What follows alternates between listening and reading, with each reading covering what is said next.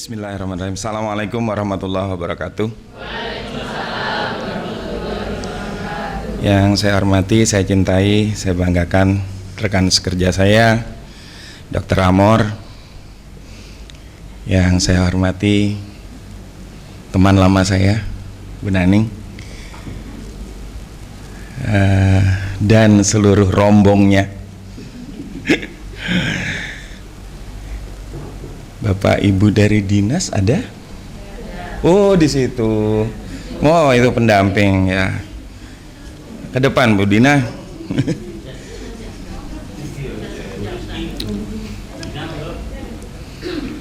Marilah kita tidak bosan-bosannya memanjatkan puji syukur kehadirat Allah Subhanahu wa taala, karena hanya dengan berkahnya saja kita akhirnya bisa bertemu dalam acara luring dari pelaksanaan kegiatan survei di Puskesmas Kabuh ini. Salawat dan salam semoga selalu tercurah pada junjungan kita Nabi besar Muhammad SAW. Ibu Kapus, teman-teman dari dinas dan teman-teman dari Puskesmas, kita akan mulai acara pelaksanaan kegiatan akreditasi di hari kedua ini, dan nanti mudah-mudahan acara ini bisa berlangsung dengan lancar sampai dengan hari ketiga. Karena itu mari kita menyempatkan diri dulu untuk menundukkan kepala, berdoa, mudah-mudahan acara ini bisa berjalan dengan lancar sampai dengan setidak-tidaknya hari ini dulu ya. Berdoa dipersilakan.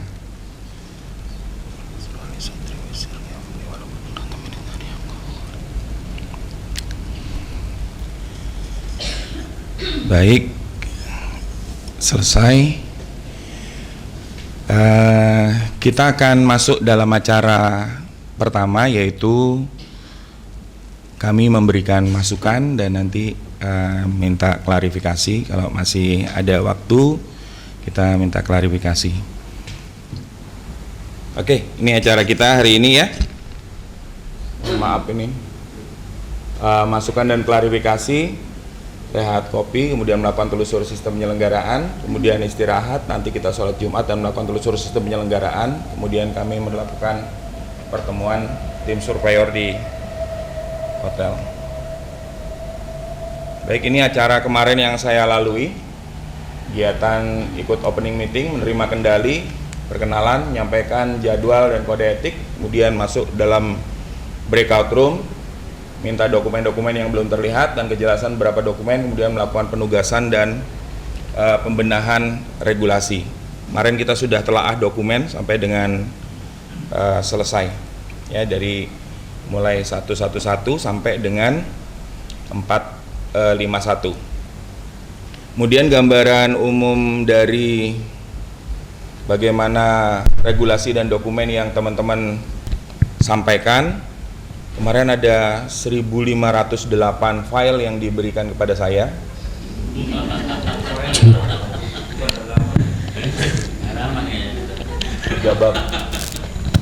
bab itu udah dikurangi sama punyanya Pak Amor ya. Saya masih dapat 1508 file. Gambarannya bagus sekali ya. Ini kalau dilihat ya, dari penggunaan pedoman tata naskah sudah kelihatan digunakan sama gitu ya, seragam, enak ngelihatnya. Kemudian juga ini SOP kelihatan seragam, walaupun isi nanti ceritanya ya. Ini yang kita lihat tampilan dulu, berarti teman-teman sudah menggunakan, itu enak lihatnya. Kemudian SK-nya sudah bagus, tapi ada pedoman-pedoman kemarin belum sempat saya sampaikan ke teman-teman. Pedoman-pedomannya ternyata masih ada yang kurang ya. Pedoman-pedomannya masih banyak yang belum dibuat, terutama sekali yang di bagian UKM ya, di 26 dan di 27 itu kekurangan pedoman. Padahal SOP harusnya merujuknya kepada pedoman. Ya, kita lihat di sini kalau kita mau buatkan hierarki dokumen kebijakan itu nanti dibagi dua, pedoman dan rencana. Pedoman nanti bagaimana melakukan sesuatu itu berkaitan dengan apa yang akan dikerjakan, perintah terakhir dari Kapus ada di sini di SOP. Kemudian setelah itu rencana adalah kapan ya, kapannya mungkin bisa juga sampai dengan 5W1H, tapi yang kita lihat di sini setidak-tidaknya adalah when-nya ya. Nah, dari dua ini ada turunannya, yaitu kalau pedoman itu kepada SOP, rencana itu pada kerangka acuan. Barulah kita bisa membuat implementasi. Nah, ini kalau kita lihat urutan seperti ini, maka kalau kita mau bikin SOP, harusnya di atasnya ada satu kebijakan. Memang tidak harus berbentuk pedoman ya. Bisa jadi nanti bentuknya itu adalah yang merupakan kebijakan gitu ya, kebijakan dalam bentuk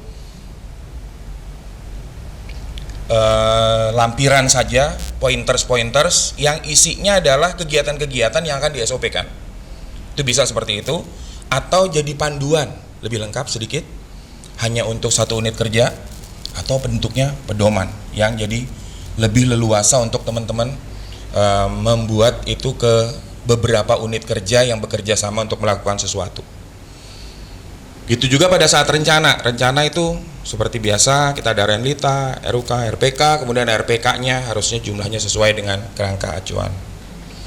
Itu kemudian implementasi seperti yang teman-teman buktikan ada macam-macam di dalamnya. Nanti yang di sini juga akan kita lihat. Nah, selalu ada namun ya. Namun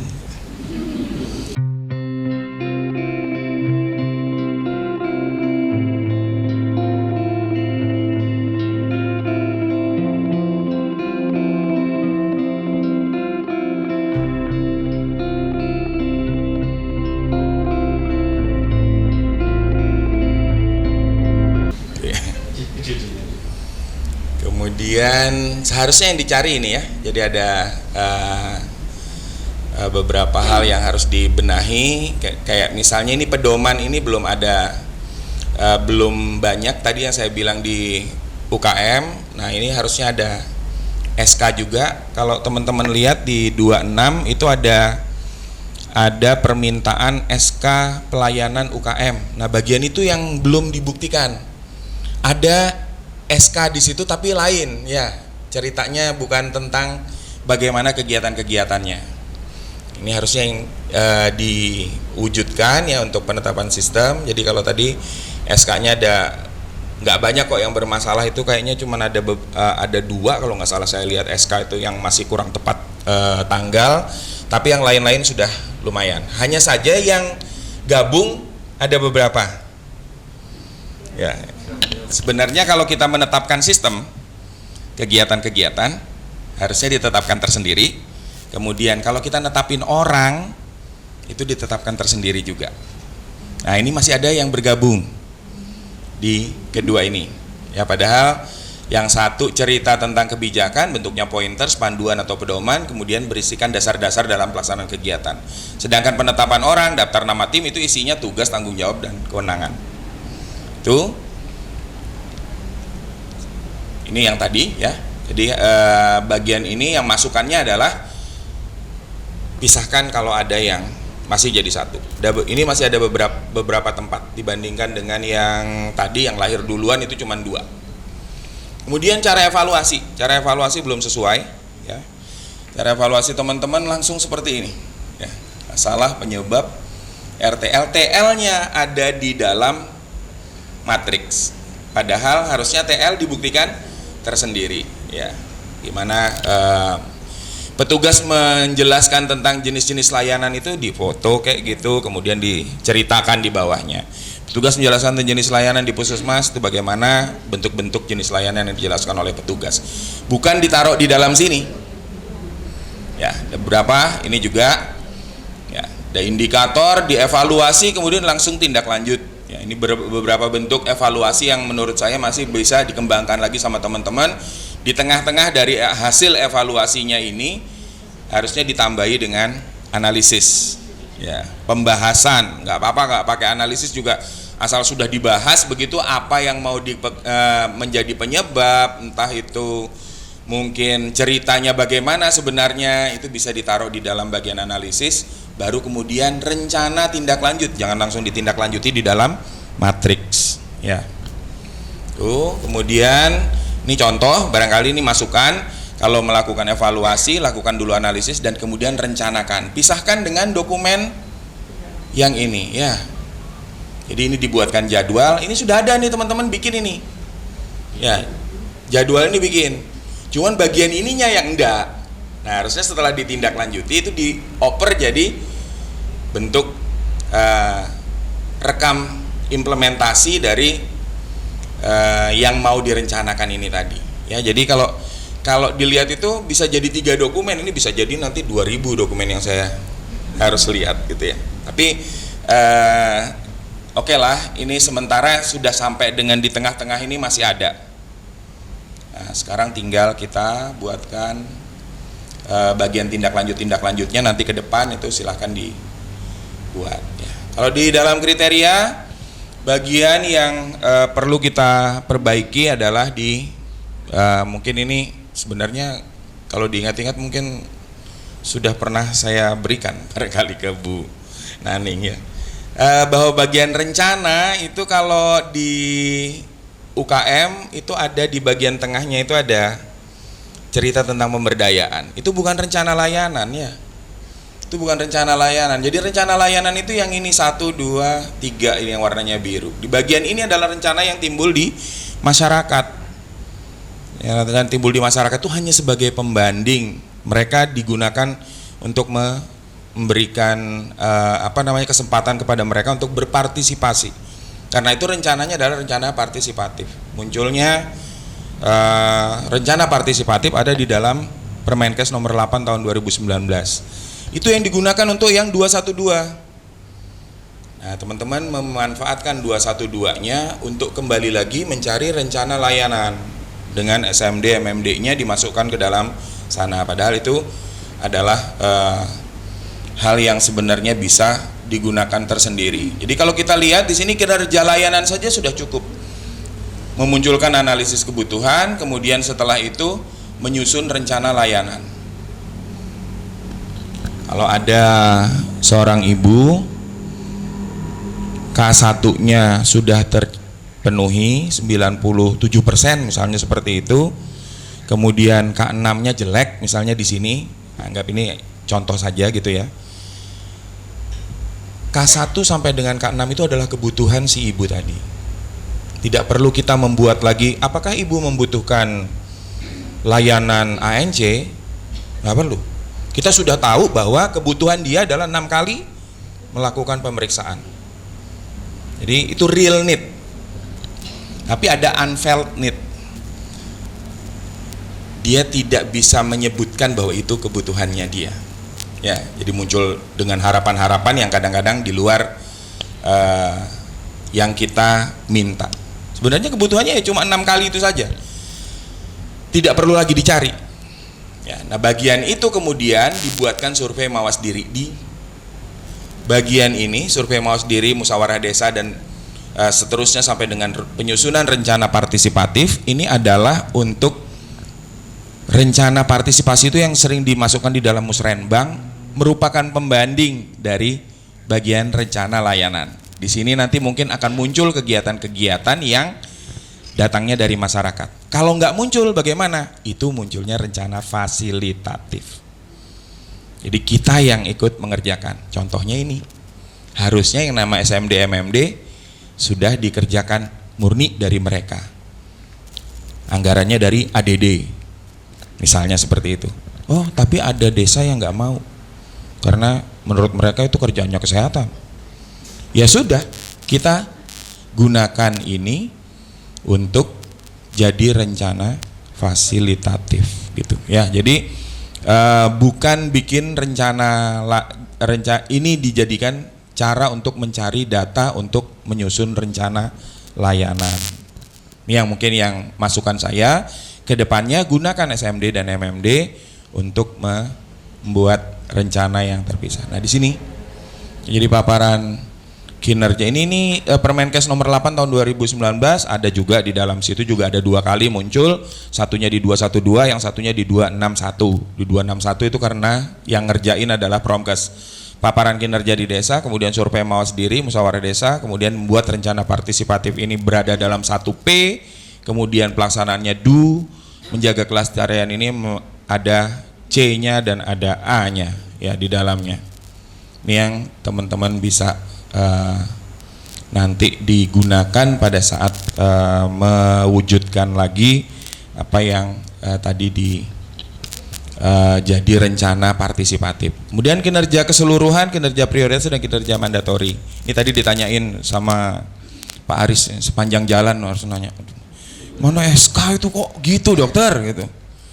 Kami terluput untuk melihat bahwa ternyata SK itu ada IQ-nya gitu ya, indikator kinerja utama. Itu yang di bagian kinerja mandatorinya Pak ya. Ini memang diminta sama kementerian.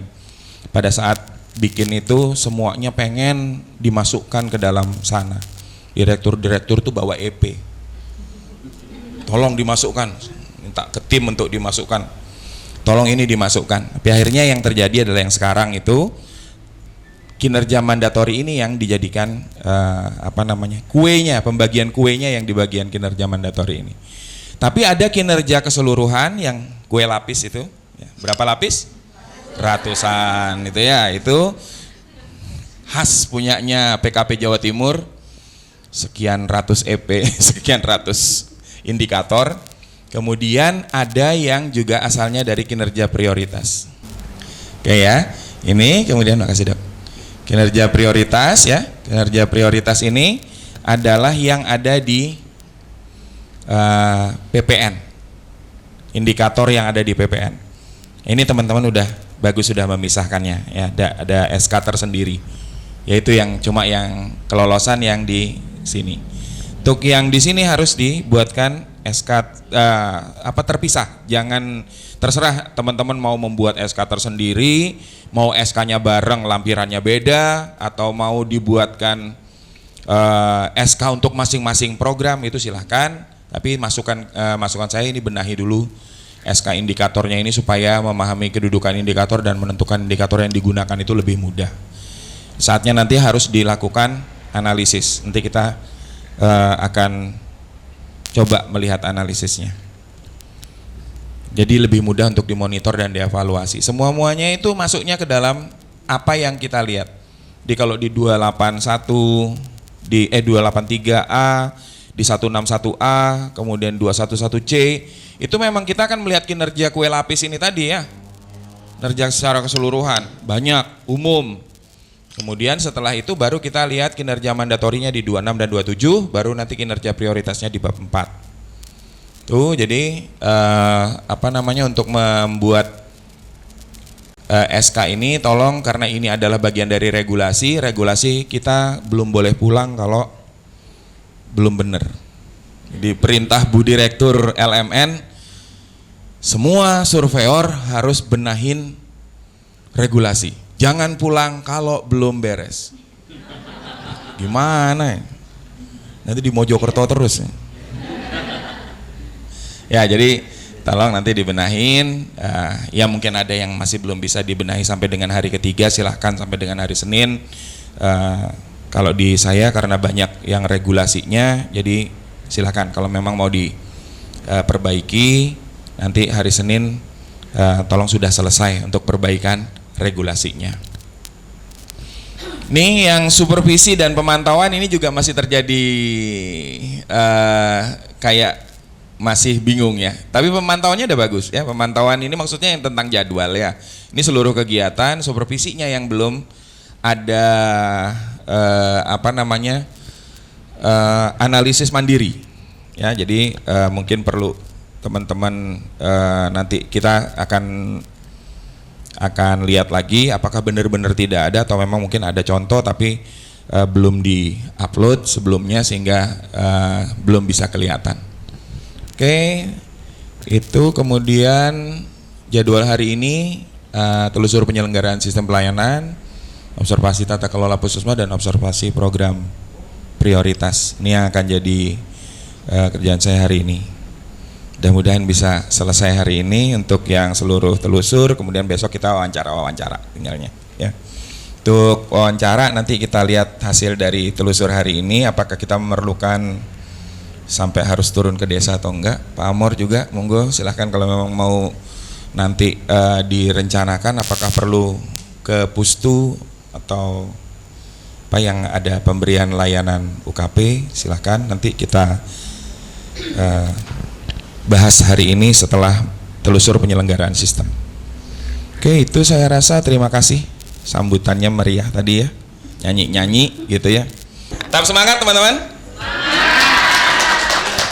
Baik, kurang 1 menit, 20 menit. Waktu yang sama akan saya berikan juga kepada Pak Amor. Silakan Pak Amor. Assalamualaikum warahmatullahi wabarakatuh. Bismillahirrahmanirrahim. Alhamdulillahirrabbilalamin. Allahumma sholli ala Muhammadin wasallim. Selamat pagi, salam sejahtera untuk kita semuanya. Yang saya hormati, saya sayangi, tadi beliau yang saya cintai ini saya sayangi.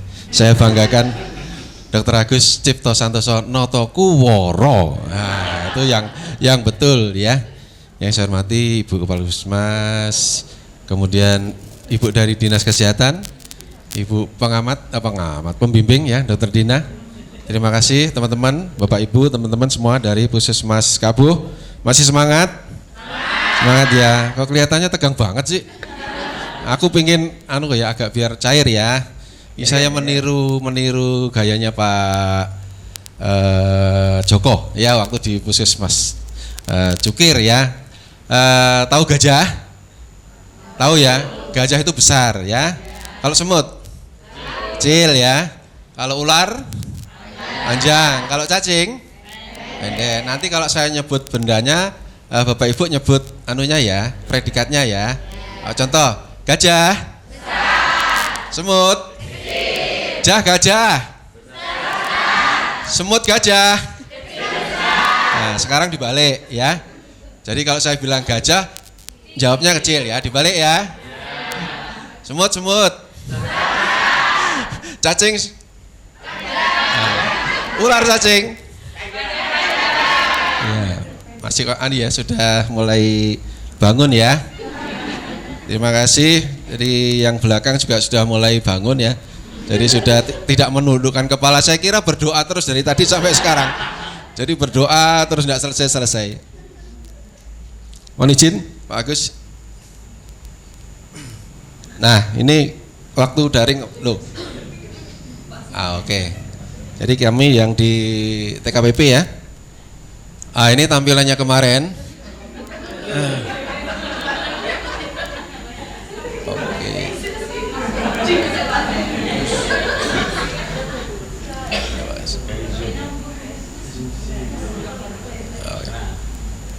Lampunya mana? Ini yang lanjut, ini yang mundur, ini untuk spotlight. Ya, ini Dokter DJ ini ya. Mulai ini sik suwe toh. Ini sebentar. Ini Bu Dina menjawab nih. Sediluk maneh dimulai ini, sediluk maneh. Tenang.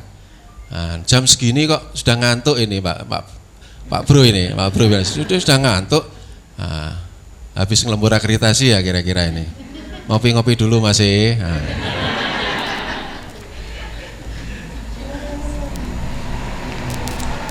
Ya, tadi sudah disampaikan oleh Pak Agus, saya hanya sedikit saja. Tadi kalau dari urutan keluarnya regulasi ya, semua sudah bagus. Cuma ya kalau regulasi SK paling atas ya, kemudian SOP yang di bawah. Jadi tidak lucu kalau SOP itu sudah lahir dulu tapi SK-nya belum ada. Jadi ini salah satu. Ada lindu, ada gempa bumi Pak. Iya, bukan salah saya loh. Ya, ada gempa bumi. Di sini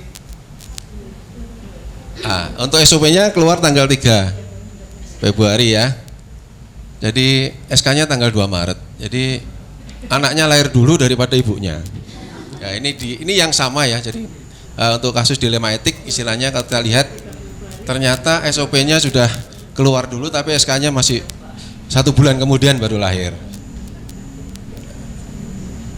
Nah, jadi di sini ini SOP-nya ya, judulnya sama nih, dilema etik juga dilema etik ini.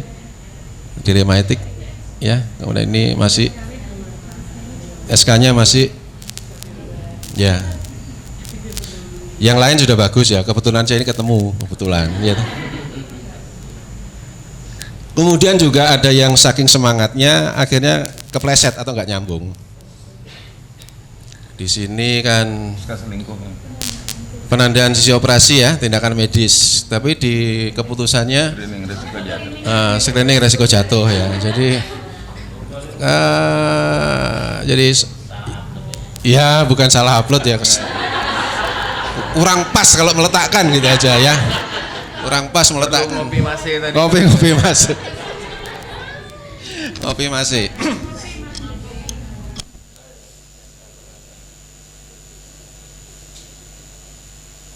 Ya, untuk dilema etik kemarin memang ada kasus ya yang disampaikan terutama untuk kendala orang tua tidak bersedia mengimunisasikan bayinya dan ini terjadi beberapa vaskes istilahnya. Kasus berhenti. Nah, ini tolong Bu Kapus, mohon maaf saya perlu ngobrol khusus masalah dilema etik karena belum ketemu dengan jenengan saya. Jadi saya sudah ketemu dengan PJ Mutunya sudah dengan teman-teman, tapi dengan jenengan sebagai kepala puskesmas yang untuk membahas masalah dilema etik wajib saya harus koordinasi dengan jenengan. Jadi saya harus minta waktu kemarin full seharian dengan Pak Agus, ya, nanti sesekali beberapa menit dengan saya. Jadi untuk membahas masalah ini salah satunya. Apakah harus berhenti atau masih ada usaha kita? Nah, nanti kita lanjut pertemuan mendatang. Kemudian untuk K3 sudah bagus semua ya. Teman-teman merencanakan mulai dari depan ya, mulai dari panas, bising, segala macam sudah direncanakan dengan bagus. Cuma di standar ini ada titipan khusus, ada 2 hal yang wajib dikerjakan. Satu adalah untuk pemeriksaan kesehatan karyawan berkala, 2 pelaksanaan imunisasi selain COVID-19. Itu wajib ain istilahnya ya. Jadi yang lain-lain sudah bagus. Saya cuma ingatkan lagi, saya usulkan saja untuk pemeriksaan kesehatan karyawan berkala tidak hanya suruh lari-lari Bu ya. Tidak hanya kesegaran jasmani aja ya di TTV istilahnya. Fasilitas apa yang ada di sini terutama fasilitas penunjang seperti penilaian laborat ya, ada DL analyzer, ada fotometer, ada ECG. Ya, itu kan bisa digunakan. Pasien aja dilayani dengan itu. Karyawannya kenapa enggak? Istilahnya ya. Setahun sekali lah istilahnya. Jadi supaya lebih lebih lengkap ya. Jadi saya rasa semua juga setuju. Apalagi ditambah dengan screening. Screening HIV ya, kalau mau bapak-bapaknya ya, di screening HIV, screening hepatitis ya. Mungkin screening sifilis juga kan ada. Nah, siapa tahu nanti ada nolak, enggak mau saya screening ini. Curiga besar itu berarti. Kemudian untuk rekam medik sudah bagus pelaksanaannya, hanya tinggal 1 yang masih belum selesai, tinggal di endingnya aja. Jadi untuk rencana untuk dimusnahkan berkas rekam medik yang sudah lebih dari 5 tahun masih disisihkan sementara, disisihkan di pojok terus selamanya di pojok. Kemudian farmasi juga demikian, jadi sudah dimulai diadakan untuk obat-obat kadaluarsa. Kalau mungkin di farmasi tidak dipojokkan tapi ditengahkan ya, ditengahkan semua ditengahkan karena saking banyaknya, jadi ditengahkan bertumpuk-tumpuk segala macam. Nah itu mungkin perlu ditindaklanjuti untuk ending penyelesaiannya. Nah nanti juga saya minta diperagakan untuk code blue ya, kemarin sudah saya sampaikan janjian, mungkin besok waktunya. Walaupun sudah berdebat simulasi code blue sudah ada, ya enggak apa-apa, saya ingin buktinya aja nanti ya. Siapa tahu nanti ada yang lupa ya, kadang-kadang itu begitu praktek langsung ada yang kelewatan, kadang-kadang lah itu enggak apa-apa, kita biar tahu. Kemudian untuk spill kit juga demikian, nanti saya minta nanti petugas cleaning service-nya yang untuk memperagakan untuk tumpahan B3 ya atau limbah infeksius yang dilaksanakan oleh CS ya. Kalau tenaga-tenaga yang lain mungkin sudah ahli, tapi yang CS ini kadang-kadang masih perlu kita buktikan apakah dia sudah mampu, karena beliau berisiko sekali terhadap limbah-limbah. Setiap hari berkecimpung dengan limbah. Kemudian inspeksi lagi ya, ini terakhir sudah dok, sudah saya upload SOP-nya inspeksi. Saya inceng sampai kemarin, yang diupload tetap tidak ada perubahan. Jadi di situ bunyinya ya untuk inspeksi maupun untuk pemeliharaan sarana ya, termasuk peralatan itu cuma satu SOP. Satu SOP di situ dikelompokkan semua. Jadi kalau misalnya inspeksi sarana prasarana termasuk gedung, itu satu SOP isinya ngatur semuanya. Gedung, sarana, prasarana itu jadi satu. Nah, saya minta istilahnya lebih mudahnya dipisah. Masing-masing peralatan itu membutuhkan SOP sendiri-sendiri. Sudah diupload. Ya nanti coba mungkin saya salah ngelihat atau gimana, apa masih di awang-awang belum masuk ke DFO-nya Bapak Ibu, nggak tahu. Saya lihat kok masih cuma satu, saya lihat sampai ke bawah ya cuma satu, istilahnya nggak ada ya. Tolong dilihat. Jadi ini inspeksi dengan pemeliharaan ya di MFK ya, di pemeliharaan peralatan itu masih jadikan satu. Masa sih kita mau pemeliharaan EKG sama dengan kita mau pemeliharaan nebulizer misalkan, kan beda, sudah langkahnya sudah beda. Untuk resum medis disampaikan ke kami bahwa berapa sih kopinya resum medis? Satu dok, ya udah kalau satu berarti nanti kalau satu misalkan pasien pulang ya pasti nggak dikasih, misalkan dirujuk di rumah sakit pasti nggak dikasih kan, cuma satu hanya untuk disimpan di rekam medis. Jadi ya paling enggak minimal buat 3 lah rekam medik itu ya, yang asli ya kita simpan, yang lainnya digunakan di yang memerlukan istilahnya. Kemarin saya tanya, jawabannya cuma satu, ya sudah.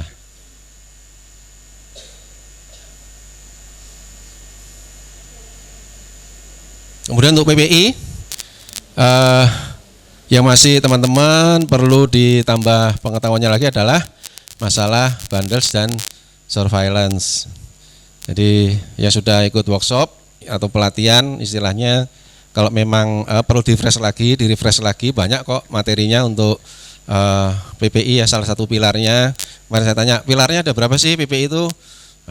Bingung ya, ada 5, oke 5 kita jelaskan. Salah satu yang diantaranya adalah pelaksanaan bundles dan surveillance-nya. Nah ini kalau dijelaskan waktunya panjang, teman-teman belajar lagi bagaimana tuh pelaksanaan bundles, bagaimana pelaksanaan surveillance. Setelah itu nanti kalau ada kesulitan kita bisa saling diskusi. Tanpa surveillance bagaimana kita bisa melihat HAIS? Bagaimana kita bisa tahu bahwa angka infeksi di sini kecil atau minimal istilahnya. Kalau tanpa surveillance kan kita nggak bisa.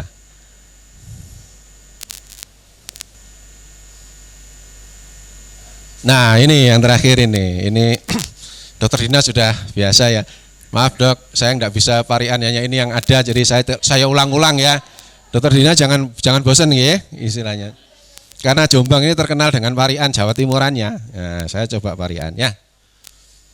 Omah gendeng podo disaponi, abot enteng podo dilakoni. Jeruk legi tuku ning Mbak Ani, Jombang konta santri wajib ditekani. Terima kasih. Assalamualaikum warahmatullahi wabarakatuh.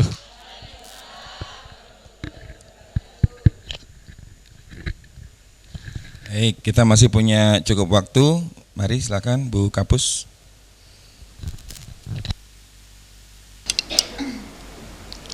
Bismillahirrahmanirrahim. Assalamualaikum warahmatullahi wabarakatuh.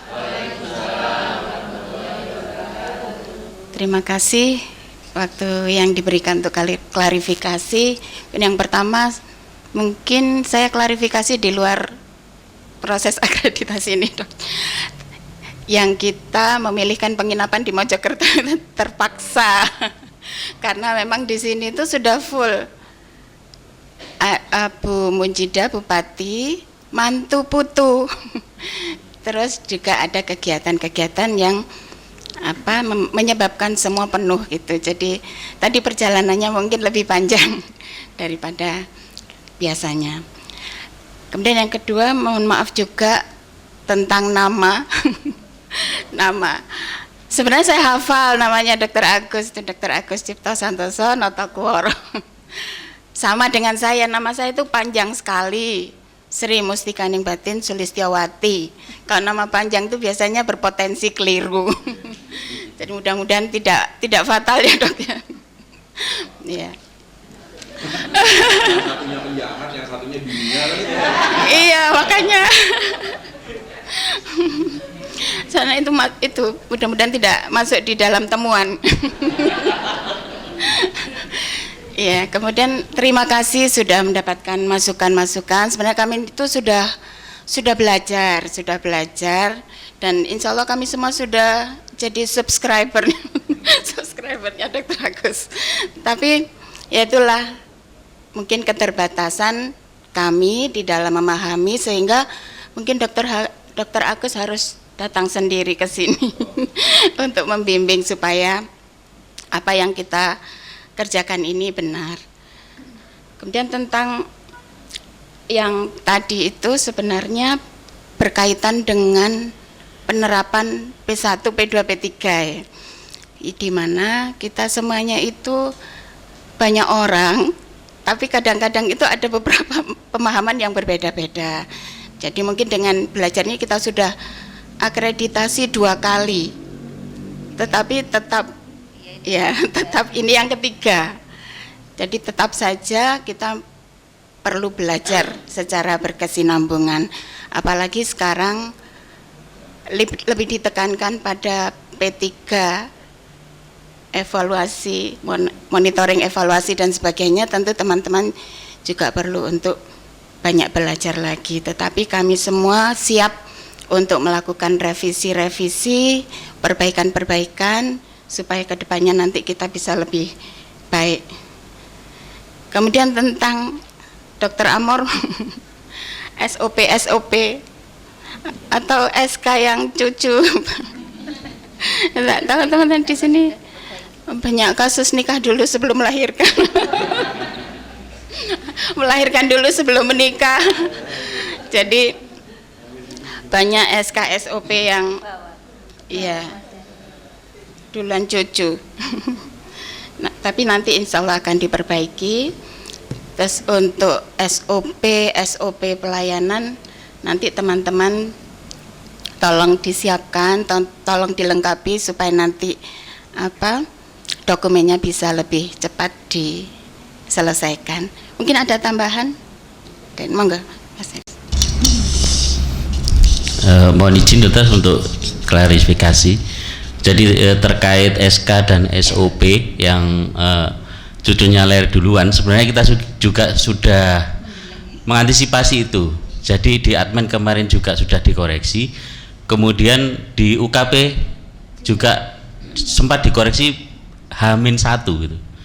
Ya karena memang SK itu jumlahnya juga banyak, apalagi SOP ya. Jadi untung saja ada temuan itu ya. Kalau enggak kan kami juga susah nanti kalau sampai itu berlanjut ke berikutnya. Jadi kami menerima adanya kekurangan itu, namun kami siap untuk melakukan revisi.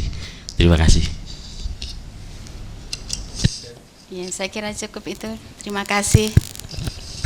Baik, terima kasih klarifikasinya. Nanti kita akan masuk ke acara telusur penyelenggaraan sistem. Nanti di sana kita akan bisa lagi mungkin cari apa yang bisa jadi masukan dari kami untuk Puskesmas Kabuh.